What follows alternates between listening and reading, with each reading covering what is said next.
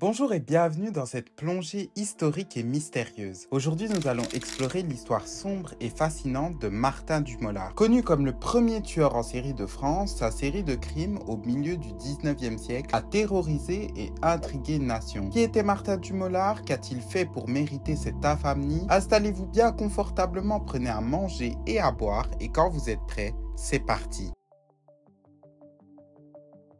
Pour comprendre l'histoire de Martin du Molard, il faut replonger dans la France du milieu du 19e siècle, une époque de grands bouleversements. Après les turbulences de la Révolution et de l'Empire, la France se stabilise sous le règne de Napoléon III. L'industrialisation accélère, entraînant des changements profonds dans la société française. La ville de Lyon, où Dumolard a trouvé la plupart de ses victimes, est alors un centre industriel florissant, connu pour sa soiserie, mais c'est aussi une époque où les disparités sociales s'accroissent et où la précarité pousse de nombreuses jeunes femmes à chercher du travail en ville, souvent comme domestiques. Martin du Molard est né à une époque de contrastes et de contradictions. Orphelin dès le plus jeune âge, il grandit dans une société où l'abandon et la pauvreté pouvaient mener à la criminalité. Son parcours exact reste obscur, enveloppé dans la brume de l'histoire, mais ce que nous savons, c'est que sa jeunesse fut marquée par l'errance et la délinquance. Les archives nous révèlent un homme à la lisière de la société, un individu qui s'est rapidement orienté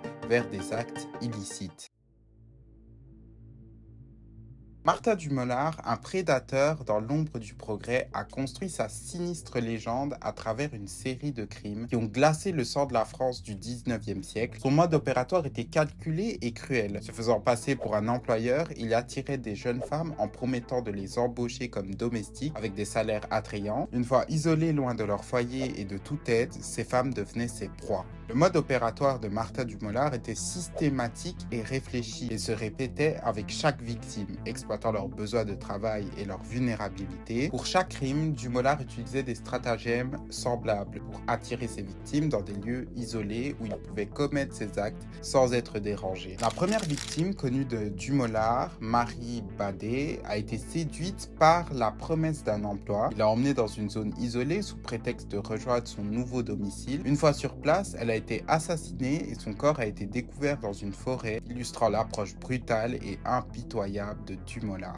Sa deuxième victime, Olympe Alubert, approchée avec une offre d'emploi attrayante, Alubert a suivi Dumolard mais a senti le danger et a réussi à s'échapper après une tentative d'assaut. Son témoignage a révélé des éléments du modus operandi de Dumolard, notamment sa capacité à inspirer la confiance malgré une déformation visible à la lèvre. Sa troisième victime, Joseph Carletti, elle, a été abordée de manière similaire et a accepté de suivre Dumolard. Toutefois, ses soupçons étaient éveillés lorsqu'il a commencé à s'enquérir de l'argent qu'elle pouvait avoir sur elle. Ses instincts l'ont amené à demander un abri pour la nuit. La quatrième victime, Jean-Marie Bourgeois, elle a aussi été leurrée par une offre de travail. Sur le chemin, elle a réalisé que quelque chose n'allait pas. Elle a réussi à s'échapper en courant vers la première ferme qu'elle a vue où elle a trouvé de l'aide. La victime suivante, Victoria Perrine, Dumolard l'a convaincue de l'accompagner vers une prétendue place d'emploi. Sur le trajet, il a profité d'un moment d'inattention pour s'enfuir avec ses effets personnels les plus précieux. Une autre victime que l'on peut citer, c'est Marie-Eulalie Bussode. Sa rencontre avec Dumolard s'est terminée de la manière la plus tragique.